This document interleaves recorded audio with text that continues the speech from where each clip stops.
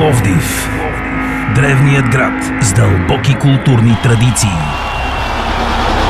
Един вълшебен античен театър в самото сърце на България. 19 века след своето изграждане. Той е не просто купчина камъни, а продължава да живее като истинска, кипяща сцена на изкуствата.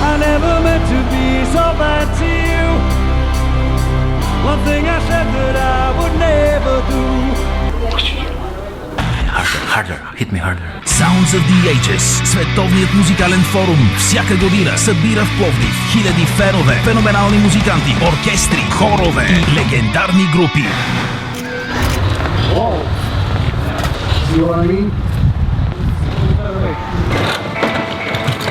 Магическа сцена и грандиозна продукция.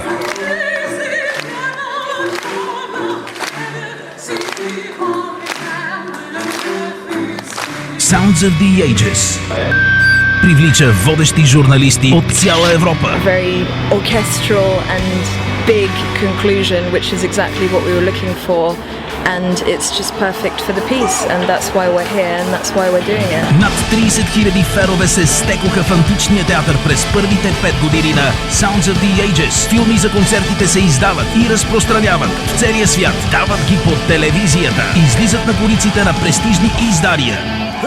Но най-доброто предстои. You just slip through my fingers and Очаквайте нови уникални концерти в Sounds of the Ages и през 2016, за които отново ще се говори в целия свят.